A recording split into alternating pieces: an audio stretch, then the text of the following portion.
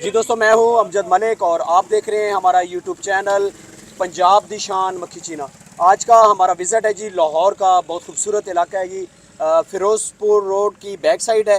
पूरी डिटेल लेते हैं और मेरा कैमरा मैन सबसे पहले इनके फार्म की जनाब ये टोटल दिखाएंगे। इनके पास ये पोल्ट्री पैलेस एंड बकरी फार्म, इनके पास बकरी का दूध भी अवेलेबल है। ये सारी डिटेल दिखाएं जी। उसके बाद हम चलेंगे जी फार्म के अंदर। हमारे साथ डॉक्टर अवैस साहब हैं और अदनान साहब हैं, मुकम्मल इनसे डिटेल लेंगे जनाब। आइए जी।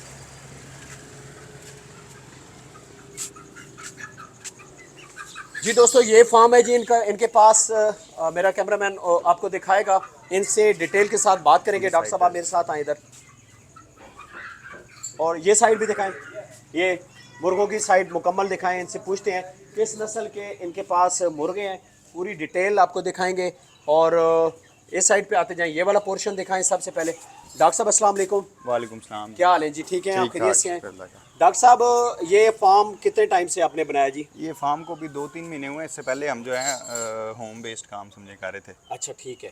ठीक है, जो आपको ज़बरदस्त। पिछली वीडियो में जो है वो शायद आप दिखाए भी होंगे जान। ये आपका प्लान क्या है जी कि आपने ब्रीड पे काम करना है, दूध पे काम करना है, या इलाकाई मिक्स ब्रीड है वो रखनी है आपने? प्लान जो हमारा है ना वो थोड़ा सा यूँ है कि हमने इम्प्रूवमेंट लानी है हाँ हाँ। गोट फार्मिंग में। अच्छा। उसके लिए जो भी जिद्दत हम कर सकते हैं, जो भी चीज़ें हम कुछ बाहर से तैयार करवा के या कुछ यहाँ लोकल तैयार करवा के हम जो भी कर सकते हैं वो करना है हमने। आप ये साइड दिखाएं। बकरियों में हमारा प्रोग्राम ये है कि हमने जो है ना एआई मुतारिफ करवानी है, जो कि अभी इतनी कामयाब तौर पे नहीं हो रही। ठीक है। तो उस पे इंशाल्लाह काम करना है। एआई उसके पे अलावा आपने कोई एक्सपेरिमेंट किया है आपने इन एनिमल पे या किसी और दोस्त के एनिमल पे? फ़िलहाल स्टडीज़ की बेस पे या फ़िलहाल एक्सपेरिमेंट इन एनिमल्स पे नहीं हुआ कोई भी, एआई की बेस पे। अच्छा। हाँ जी।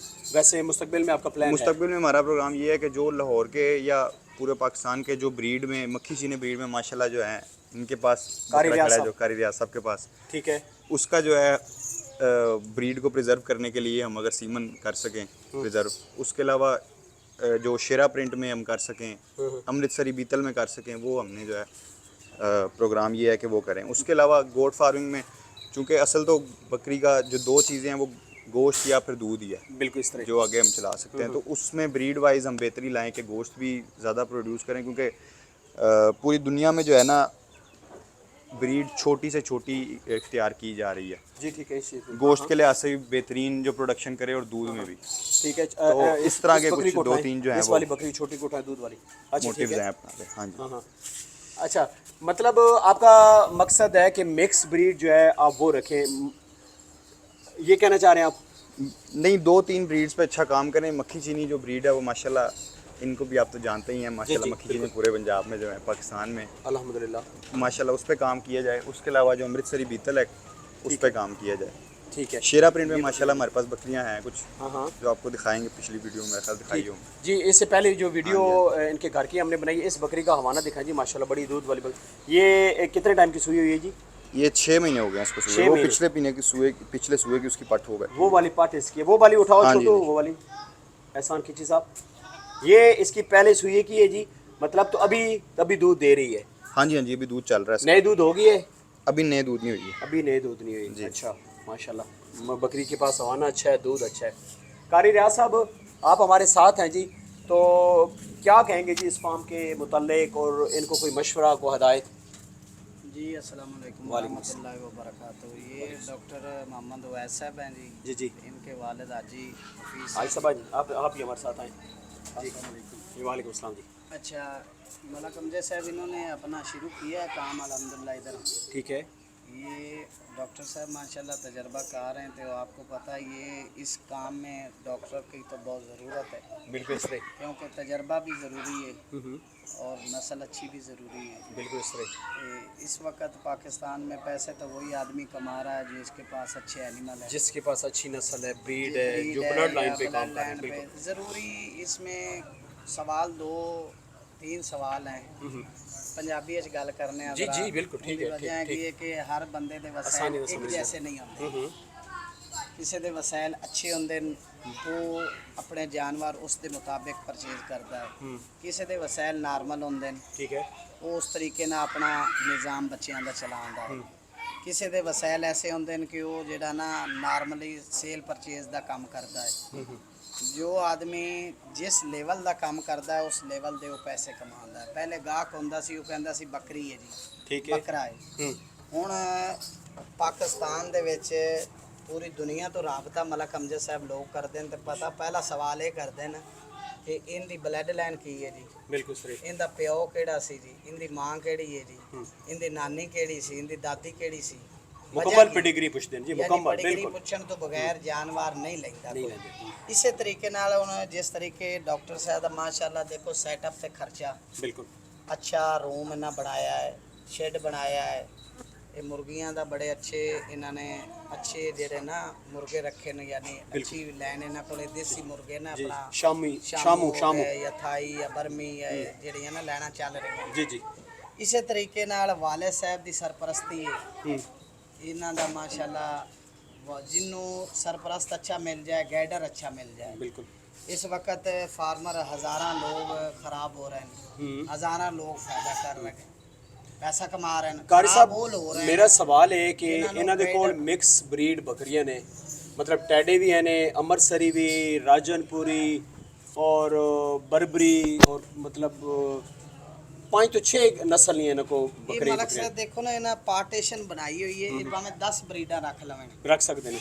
ਕਿਉਂਕਿ ਜਿਸ ਬਰੀਡ ਦਾ ਇਹਨਾਂ ਦੇ ਕੋਲ ਵਸੈਲ ਹੋਣਾ ਨਾ ਜੀ, ਯਾਨੀ ਨਾ ਪਹਿਲਾ 1 2 3 4 ਇਸ ਤਰੀਕੇ ਨਾਲ ਨਾ ਪਾਰਟੀਸ਼ਨ ਬਣਾਈਏ, ਯਾਨੀ ਇਹਦੇ ਵਿੱਚ ਇਹਨਾਂ ਦੀਆਂ ਰਾਜਨਪੁਰੀ ਖੜੀਆਂ ਨੇ। ਹੂੰ ਇਹਨਾਂ ਰਾਜਨਪੁਰੀ ਬੱਕਰੀਆਂ ਨੂੰ ਰਾਜਨਪੁਰੀ ਬੱਕਰਾ ਚਾਹੀਦਾ ਹੈ। ਰਾਜਨਪੁਰੀ ਬੱਕਰਾ ਚਾਹੀਦਾ। ਸ਼ਹਿਰ ਇਹਨਾਂ ਦੇ ਵਸੈਲ ਹਨ ਤਾਂ ਇਹ ਬੱਕਰੀ ਰਾਜਨਪੁਰੀ ਲੈਣਗੇ, ਰਾਜਨਪੁਰੀ। ਉੱਥੇ ਬੱਕਰੀਆਂ ਅੰਮ੍ਰਿਤਸਰੀ ਹਨ ਤੇ ਨਾਗਰੀਆਂ, ਉਹਨਾਂ ਨੂੰ ਇਹਨਾਂ ਨੂੰ ਨਾਗਰਾ ਬੱਕਰਾ ਚਾਹੀਦਾ। ਬੱਕਰਾ ਰੱਖਣਾ ਚਾਹੀਦਾ। ਉਸ ਸਾਈਡ ਤੇ ਮੱਖੀ ਚੀਨੀਆਂ ਨਾ 2 ਬੱਕਰੀਆਂ ਖੜੀਆਂ ਨੇ, ਮੱਖੀ ਚੀਨਾ ਰੱਖਣਾ ਪਏਗਾ। ਉਹ ਬਰਬਰੀਆਂ ਟੇਡੀਆਂ ਨੇ, ਯਾਨੀ ਟੇਡੇ ਜਿਹੜੇ ਨੇ, ਇਹ ਟੇਡਾ ਨਾ ਰੱਖਣਾ ਪਏਗਾ। ਜਿਸ ਵੇਲੇ ਤੁਸੀਂ ਟੇਡੀ ਦੇ ਉੱਤੇ ਦੇਸੀ ਬੱਕਰਾ ਪਾਓਗੇ ਤੇ ਬੱਚੇ ਦਾ ਸਾਈਜ਼ ਵੱਡਾ ਹੋਏਗਾ ਜੀ। ਬਿਲਕੁਲ ਸਹੀ। ਜਿਸ ਤਰੀਕੇ ਸਾਈਜ਼ ਵੱਡਾ ਹੋਏਗਾ, ਡਿਲੀਵਰੀ ਦੇ ਵਕਤ ਜਾਨਵਰ ਐਕਸਪਾਇਰ ਹੋ ਜਾਏਗਾ। ਠੀਕ ये ਹੈ बच्चा ਜੀ। एक्सपायर हो जाएगा तो या जानवर ਜਿਹੜਾ ਜਾਨਵਰ ਕ੍ਰਾਸਿੰਗ ਕਰਦਾ ਹੈ, ਯਾਨੀ ਰਾਜਨਪੁਰੀ ਵੱਡੀ ਬੱਕਰੀ, ਅੰਬਰਸਰੀ, ਮੱਖੀ ਚੀਨੀ, ਸ਼ੇਰੀ ਬੱਕਰੀ, ਇਹ ਵੱਡੀਆਂ ਬੱਕਰੀਆਂ ਨੇ। ਇਹਨਾਂ ਤੇ ਵੱਡੇ ਬੱਕਰੇ ਛੱਡੋਗੇ ਬੱਚਾ ਪੈਦਾ ਕਰ ਲੈਣਗੀਆਂ। ਜਿਹੜੀ ਛੋਟੇ ਕੱਦ ਦੀ ਬਰੀਡ ਹੈਗੀ ਹੈ, 36 ਬਰੀਡਾਂ ਨੇ ਪਾਕਿਸਤਾਨ ਦੇ ਵਿੱਚ इस तरह ਇਸ ਟਾਈਮ, ਯਾਨੀ ਜਿਨ੍ਹਾਂ ਤੇ ਲੋਕ ਕੰਮ ਕਰਦੇ। काम करते पे। ਬਾਹਰ ਦੇ ਵੀ ਲੋਕ, ਹੁਣ ਸੈਨਲ ਵੀ ਬੱਕਰੀ ਆ ਗਈ ਹੈ ਪਾਕਿਸਤਾਨ, ਬੋਰਗੋਟ ਵੀ ਆ ਗਈ ਹੈ। बिल्कुल सही। यानी लोग बड़े बड़े अच्छे अच्छे काम करते पे, पढ़े लिखे लोग पैसा इन्वेस्ट कर रहे हैं। आने वाला वक्त है गोट फार्मिंग ਦਾ ਬੜਾ ਕਾਮਯਾਬ ਜਾ ਰਿਹਾ ਹੈ। ਕਾਰੀ ਸਾਹਿਬ ਮੇਰਾ ਸਵਾਲ ਤੇ ਆਓ ਤੁਸੀਂ ਬਈ, ਸ਼ਹਿਰ ਦੇ ਵਿੱਚ 10 ਮਰਲੇ ਜਗ੍ਹਾ, ਜੀ ਠੀਕ ਹੈ, ਸ਼ੈੱਡ ਬਣਾ ਦਿੱਤਾ ਗਿਆ, ਪਾਰਟੀਸ਼ਨਾਂ ਹੋ ਗਈਆਂ, ਇਹਨਾਂ ਨੇ ਇੱਥੇ ਇੱਕ ਮੁਲਾਜ਼ਮ ਵੀ ਰੱਖਿਆ, 2 ਮੁਲਾਜ਼ਮ ਰੱਖੇ ਨੇ, ਠੀਕ ਹੈ, ਅਖਰਾਜਾਤ ਸਾਰੇ, ਤੇ ਇਹ ਫਿਰ ਕਿਸ ਤਰੀਕੇ ਨਾਲ ਪੂਰੇ ਹੋਣਗੇ? ਕਿਆ ਇਹ ਇੱਕ ਬਰੀਡ ਤੇ ਕੰਮ ਕਰਨ ਜਾਂ ਮਿਕਸ ਬਰੀਡ ਜਿਸ ਤਰ੍ਹਾਂ ਇਹਨਾਂ ਨੇ ਰੱਖੀ ਹੈ ਦੇਖੋ ਉਸ ਤੇ ਮਲਕ ਕਰਨ? ਸਾਹਿਬ, ਇਹਨਾਂ ਕੋਈ ਚੰਦ ਜਾਨਵਰ ਰੱਖੇ ਹੋਣ ਜਿਨ੍ਹਾਂ ਤੇ ਬਰੀਡ ਤੇ ਕੰਮ ਕਰਨਗੇ। ਅੱਛਾ ਦੂਸਰੇ ਇਹਨਾਂ ਦਾ ਸੇਲ ਪਰਚੇਜ਼ ਦਾ ਕੰਮ ਹੈ, ਠੀਕ ਹੈ। ਯਾਨੀ ਰਾਣਾ ਸਾਹਿਬ ਇਹਨਾਂ ਤੇ ਭਾਈ ਓਵੈਸ ਸਾਹਿਬ, ਇਹ ਮਿਲ ਕੇ ਨਾ ਜਾਨਵਰ ਖਰੀਦਦੇ ਨੇ। ਅੱਛਾ ਲਾਹੌਰ ਚੋਂ, ਬਾਹਰਲੇ ਸ਼ਹਿਰਾਂ ਚੋਂ, ਮੰਡੀਆਂ ਤੋਂ ਅੱਛਾ ਜਾਨਵਰ ਲੈ ਕੇ, ਇਹਨਾਂ ਦਾ ਪੇਜ ਹੈਗਾ ਹੈ। ਉਸ ਤੋਂ ਬਾਅਦ ਇਹਨਾਂ ਦਾ ਮੇਰਾ ਮਤਲਬ ਟਿਕਟੌਕ ਹੈਗਾ ਜਾਂ ਸੋਸ਼ਲ ਮੀਡੀਆ ਇਸਤੇਮਾਲ ਕਰਦੇ ਨੇ। ਇਹ ਜਾਨਵਰ ਸੇਲ ਕਰ ਦਿੰਦੇ ਨੇ। ਚੰਦ ਜਾਨਵਰ ਇਹਨਾਂ ਰੱਖਣੇ ਨੇ ਕਿ ਜਿਹੜੇ ਮੁਸਤਕਿਲ ਬਰੀਡ ਤੇ ਕੰਮ ਕਰਨਗੇ। ਅੱਛਾ ਡਾਕਟਰ ਸਾਹਿਬ, ਮੈਨੂੰ ਤੁਸੀਂ ਇਹ ਦੱਸੋ ਇਹ ਜਿੰਨੇ ਤੁਸੀਂ ਜਾਨਵਰ ਰੱਖੇ ਨੇ, ਇਹ ਤੁਸੀਂ ਆਨਲਾਈਨ ਮੰਗਵਾਉਂਦੇ ਹੋ ਜਾਂ ਆਪ ਜਾ ਕੇ ਮੰਡੀਆਂ ਤੋਂ ਲੈ ਕੇ ਆਉਂਦੇ ਹੋ ਜਾਂ ਫਾਰਮਾਂ ਤੋਂ ਲੈ ਕੇ ਆਉਂਦੇ ਹੋ? कोशिश तो यही करनी चाहिए कि खुद बंदा जहाँ पहुँच सके वहाँ से लेके आ जाए, क्योंकि है। आजकल इस काम में जो है ना बहुत 2 नंबरी भी हो रही है। तो दूसरा ये कि जो हमने जानवर मंगवाए हुए हैं, ये हमने कुछ मंडियों से खुद खरीदे हुए हैं, अच्छा कुछ जो ट्रेडर्स हैं उनसे मंगवाए हुए हैं, कुछ यूँ है कि जो लाहौर की सराउंडिंग में ही कोई अगर मिलता है, फेसबुक पे ऐड कोई लगा है तो वो लाहौर की सराउंडिंग में हम खुद जाके जो है वो ख़रीद लेते हैं। अच्छा डॉक्टर साहब, ये आपने ये तकरीबन 2 महीने आप बता रहे हैं, इस 2 महीने में आपने कितने एनिमल सेल किए हैं? 2 महीने में से 1 महीना जो है ना वो हमें इस फार्म की कंस्ट्रक्शन में ही जो टाइम लगा था वो है, क्योंकि यहाँ पे कुछ भी नहीं था, समझे, सारा कुछ ज़ीरो से हाँ कराना पड़ा। स्टार्ट किया, ठीक है। तो अगला जो 1 महीना था उसमें हमने सेल परचेज़ की है, उसमें यूँ है कि 8 से 10 बकरियां हमने जो हैं वो सेल की हैं। सेल की है, उनमें से आपको कुछ बचत हुई खुराक वगैरह के हाँ जी, पैसे हाँ जी, वगैरह? खुराक निकल जाती है उनमें से। अच्छा, खुराक अगर की कोई मसला नहीं। ये वीडियोस देख के लाहौर से या मुरेका इलाकों से हाँ जी। कोई दोस्त आपसे रब्ता करता है तो ये जो आपके पास एनिमल खड़े ये आप हाँ सेल जी। करेंगे? जी, जी, ये सेल के लिए हैं ठीक सारे, है। ये 3 पिंजरे जो हमारे पास अच्छा, हैं, ये जैसे बाहर आपका एक रियासत। बोर्ड मैंने पढ़ा है हाँ जी। कि आप दूध भी सेल करते हैं बकरियों का। बकरियों के दूध के बारे में भी जो हमने सेल कर रहे हैं बकरियों का दूध, क्योंकि हमारे पास तकरीबन 4 से 5 लीटर दूध होता है रोज़ का। अच्छा। ठीक है, उसमें से अभी 2-3 लीटर दूध जो है वो सेल हो रहा है। पर लीटर प्राइस ठीक क्या है, है? पर जो लीटर सेल प्राइस हम 500 पर केजी दे रहे हैं, 500 जो पर कि केजी। मुख्तलिफ इलाकों में ज़्यादा भी है, 1250 तक भी रेट है इसका बिल्कुल है, बकरी के दूध का। इस तरह, ठीक है। ठीक है, तो फ्यूचर में हमारा इससे ये प्रोग्राम है कि दूध के जो बकरी के दूध के प्रोडक्ट्स हैं वो भी लाए जाएं मार्केट में, जो अभी कुछ लोग कर भी रहे हैं, अच्छा। लेकिन फ़िलहाल उनकी प्राइस वहाँ पे है जो आम आदमी नहीं खरीद सकता। नहीं पहुँच रही हूँ। ठीक है, तो इस तरह के जो है ना प्रोग्राम है दूध पे काम करने का, और ब्रीड वाइज जो रियाज साहब से बड़ी मोटिवेशन मिलती है कि रियाज साहब जो ठीक है माशाल्लाह उन पर नहीं बहुत जी, अच्छी नस्ल एक्सपर्ट है हैं जी, और पाकिस्तान सारे के जानते हैं बेहतरीन उन्हें, वो कोई। फार्मर हैं। हाँ जी, इनके पास एक नामी ग्रामी ब्रीड है, उस पर हाँ ये जी, काम कर रहे हैं और ऐसे ही है, पाकिस्तान में इनका एक बड़ा नाम है, इस बात ऐसे में ही कोई डाउट नहीं है। तो कारी साहब और कुछ कहना चाहते हैं जी? सर जी अपना मलक साहब आने का मकसद ये है कि ये हस्ती हैं बुजुर्ग जी जी अपने हाजी साहब जी ते जी। डॉक्टर उवैस साहब जी। ते माशाल्लाह अपने राणा साहब ये प्यार वाले जी हैं, अपना उन्हां नाल बड़ा अच्छे रिलेशन है। जी जी अपने ਤੁਹਾਡੇ ਚਾਹਣ ਵਾਲਾ ਸਾਡੇ ਚਾਹਣ ਵਾਲਾ ਸੋਸ਼ਲ ਮੀਡੀਆ ਤੇ ਲੋਕ ਸਾਨੂੰ ਸੁਣਦੇ ਨੇ। बिल्कुल सुन दें जी, इस गल कोई शक नहीं। ਇਸ ਫਾਰਮ ਤੋਂ ਕੋਈ ਜਾਨਵਰ ਖਰੀਦੇ हम्म, ਕੋਈ ਪਰਚੇਜ਼ करे सेल करे ਕਿਸੇ ਨੂੰ ਕੋਈ ਪਰੇਸ਼ਾਨੀ कोई परेशानी नहीं हुई। ਉਹਦੀ बिल्कुल ਵਜ੍ਹਾ ਹੈ ਕਿ ਇਹ ਬਾਇਤਮਾਦ ਇਦਾਰਾ ਹੈ। बिल्कुल इस तरह।